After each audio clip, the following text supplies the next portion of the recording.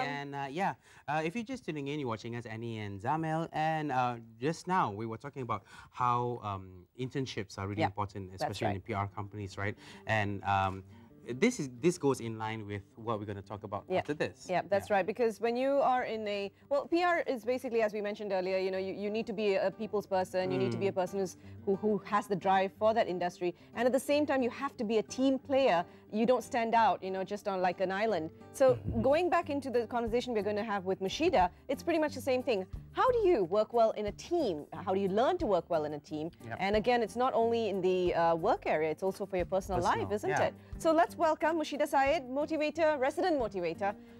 In the beautiful Raya baju. I know, it's beautiful. Selamat Hari Raya. Right, so maybe you can start off with telling us how important it is to be a team player, aside from working, as well as in a family unit, and as well as in a circle of friends. Right, exactly. And a lot of times, you know, people say, oh, you have to work well in a team at work, you know. People always think in terms of organizations, but it's not only that. It is very important in organizations for the success of the organization to run, but it is also important teamwork at home, right? And what is teamwork? We just addressed it this morning, where you said it is people skills, it is the soft skills, it is, you know, you want to apply for a job. One of the main things people will do when they interview you is they want to know how well you can work in their department. So that is one of the things that they want to see, your people skills, how you're going to relate well with other people, and how adaptable you are. How adaptable you are, and it's not just in front of other people who are strangers, but it is also about how you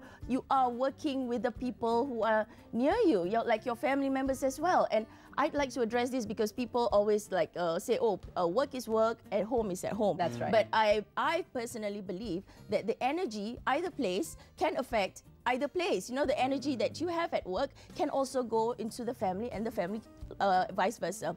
Now, what is teamwork in the first place, right? Now, teamwork is, of course, it involves a relationship between two people or more, right? So when you have good teamwork at home between two people, like the husband and wife, you know, you will actually see the impact it has on the children. Children are clearer, they know what their rules and regulations are at work, at home, and they know what is expected of them, and they are generally happier.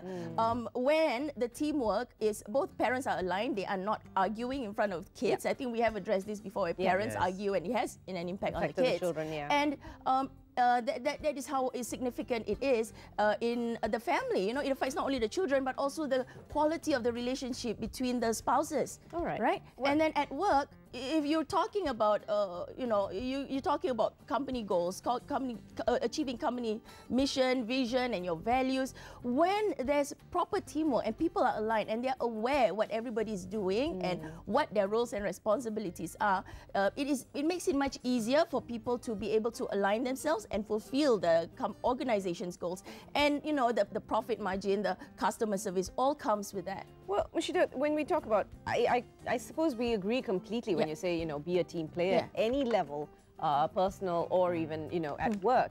But the thing is this, we're all, you know, we all came out differently. We all have different shapes and sizes, different colors, different personalities and different characteristics. So when you put a bunch of people together in a team, you're looking at a fusion of people coming together. How do they then blend with each other and literally have the same wavelength? Yes, that's a perfect question, because you know, when it comes to good quality organizations, I always recommend that you get different types of people from diverse backgrounds as well as diverse personalities and strengths. Because when they come together and everybody knows their strengths and their weakness, and they know what is the common vision or goals that they're supposed to go towards, that's where it becomes very strong. But just like marriages, people get attracted to husband and wife, they get attracted before the marriage to each other's differences. Oh, this person is so friendly, oh, this person is so, he listens to me or she listens to me, you know. But when they get married and they start, you know, building a home together, that's when all the weaknesses start to come out, the differences start to come out, and people start focusing on that, right? So when it's same thing as in an organization or in any groups of people, you've got to recognize everybody's differences and then actually work together towards a common vision, to common goal, and that's where common values are very important. When people are aware of what the values, what the purpose purpose that they are supposed to achieve, what are the directions that they're supposed to go towards. That is when people work together. And when I work with teams, I always say that there must always be recognition of each other's strengths and weaknesses before they are assigned the roles. So instead of the leader coming out and say, okay, your job is to do this, your job is to do this, you do this and that, but it may not suit the other person's personality or their strengths. So find out the person's strengths first, each of them, and then after that, you align and say, what each of them are good at, and they focus on that. And in every teamwork, there must be communication. Yes. You communicate and you discuss about what the goals are, and it's regular communication that you all have to do. And there must be a leader as well. And now hold on that thought. We actually went out to the streets to find out how the opinions of the people, how should we work well in a team. That's right. So let's take a look in this Vox Pop. Let's take a look. Because it's teamwork is, it will be more easier because we have team spirit to work out like some projects, everything. Okay, if one of your member against your opinion, so what will you do? Okay, against we will see what kind of situation. Okay, as long as we don't fall into like serious the argument, and then we'll talk about it cool. Okay, like peace talking lah. I mean, maybe in one-to-one discussion, and we will find out the problem. Okay, and then we're together to solve the problem. Okay, to avoid we have misunderstanding in the future. Yes. Yes, of course, I can work in a team. So if someone arguing your opinions, what will you do? Well, I will further discuss about it and try to basically accept what their idea and come with the good solution. In a team? Yes, I can work in a team. If someone against you, what will you do? I will try to talk to that person, maybe to see what are the differences between me and that person. So maybe to sort it out. So how you solve the difference? It depends on what problems he have. Maybe if personal problem, then maybe that person don't understand me well enough. Then maybe I can explain to him, because each and everyone have their different belief and maybe culture, Right. Okay, so he literally nailed it. Thank you to all of them. He really nailed it, Murshidah, because that's exactly where we're coming on with the next question. You have different personalities. Yes. You also have what we call the otais and the newbies, as in the oldie goldies and the newbies in a team. Always. Right. How do you then, ensure that everyone's a team player? Because you'll definitely have this massive, ego travel. Conflict. The thing is, people must learn to understand people. So when you understand different personalities, different backgrounds, they come from different generations, that makes a lot of difference, because we come from different worldviews and perceptions as well. So the quality of leadership in that team is very important. And I have seen teams where no leader emerged, because when I talk about love and respect, and then people say, oh, we love and respect each other, so we together, everything, let's do everything together. And the result was really the result was really very mediocre with whatever they presented. And it took a long time. I feel like breaking out into a song, actually. Exactly. So nobody actually took action. And I always say, in a team, when you are working in a team, there must be a leader. And the leader must have love and respect. And what does love and respect mean? It does not mean, oh, let everybody do whatever they want, we respect, we let them do whatever they want. No, but when it comes to fulfilling a certain purpose, a certain vision, or the values that you have to fulfill, love and respect comes in being understanding the members of the group, as well as standing up for what is right, what is the truth, and doing it all together, because they have a common purpose to fulfill, right? And this is what leadership is about. Leadership is about inspiring others to take action, and everybody wants to do it on their own account, because they feel it in their hearts that they want to fulfill something. They know it is good for them and for the group, as well as for the world.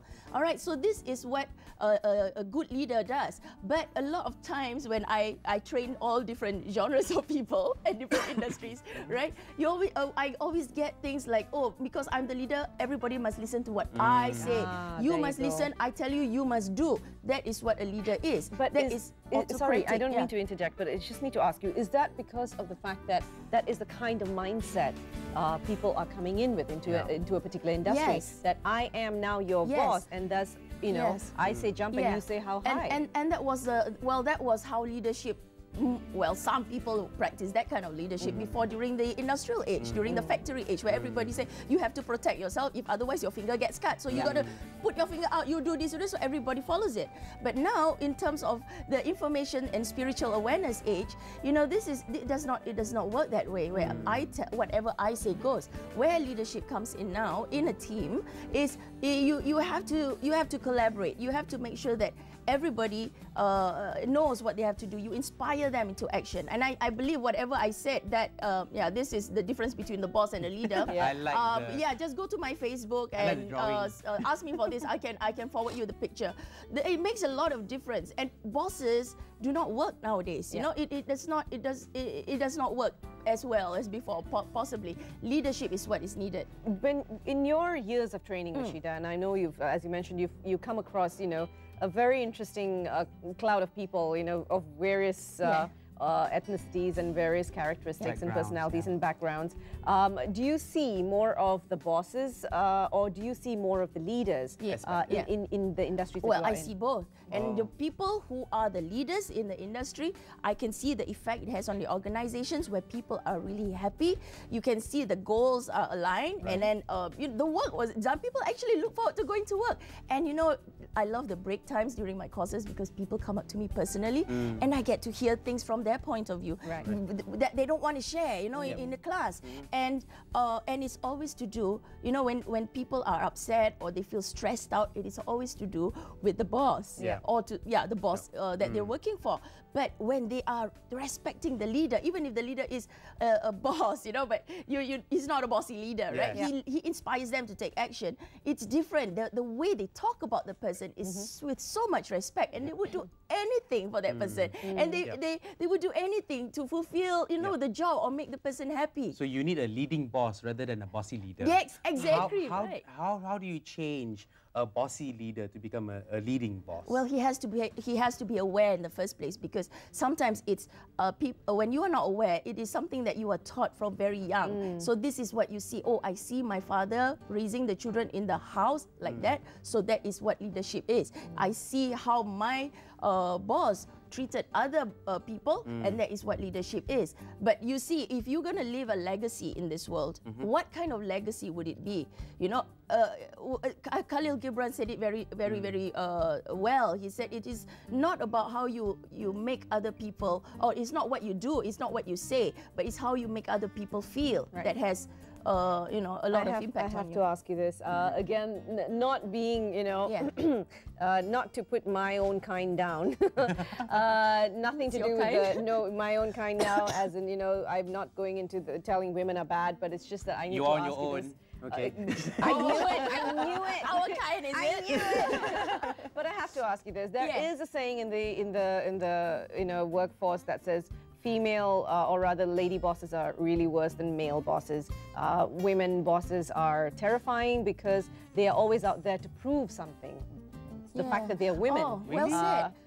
There is something there. And there is very few women bosses that people look forward to, or to look up to when they go to work. So okay, that's the very sad thing, you know. From your observation, what have you seen? Well, for me personally, I'm very fortunate for the little number of years that I actually worked in an corporation. I had women bosses, and I loved them. We still keep in touch. We're still friends. I had male bosses, and we still keep in touch, you know, and very good. The people, they come to my wedding and all that. I'm very fortunate with that. So I have seen both sides, but I do get a lot of people telling me, you know, female bosses are not as good as male bosses because they tend to be picky. Now, not just female bosses or male bosses, but this is a general human observation, as well as actually there's a psychology behind it. Why people have to enforce their power. have to respect me. I am the father. You have to respect me. I am the leader. If a person is not secure about their own leadership, they find that I have to keep on proving myself, they will try all ways to make or to enforce their power. So that's why I say the higher level you go, you have been appointed to be a boss or a leader. It comes with, you know, the experience that you had. You have done something right that led you there. You do not have to like reinforce yourself to say, look, I am good enough, so listen to me. You know, you don't have to enforce that. If you don't feel yourself worthy or good enough as a boss, that is what people tend to do. So, you know, be grateful. Be grateful that you have been selected. You are a leader. Be grateful, accept it, and then, you know, look at the bigger picture. What are you going to add? What are you going to do to add value to the world? And with that, you know, your leadership style will change. People will respect you, because if you force people to respect you, people will not. No, they'll look down you have on to you. earn the respect. Yeah. Yes. Well, speaking of respect, you can also interact with Murshidah on Facebook. So just log on to Facebook and search for The Message is Love and Respect. So Facebook group, and be part of the group there. The Message is Love and Respect. And you can also log on to murshidahsite.com. Yep, there you go. But I think Murshidah sort of nailed it when she said, you know, you have to earn the respect and not, you know, demand the respect. I think, you know, you've literally, that's pretty much what happens in your own life as well. Yes, and I think a lot of women have to accept, you know, you are good enough. You don't have to become a man to act like a man, to take leadership. You can be as feminine, and you know, you can lead. You can lead men. I've led a lot of men as well. There you go. All right. Well, Murshidah, as always, thank you very much for joining us this morning. A pleasure. Yep. For everyone out there, if you're looking at being a boss or a leader, excuse me, be a good one. Just respect everyone. And moving after that, we're talking about Future Leaders Camp. There you go. So I like it when it's all interconnected. All right. So we're going to talk to our guest much later. Right before that, a quick break, and we'll see you in about a few minutes. Don't go away.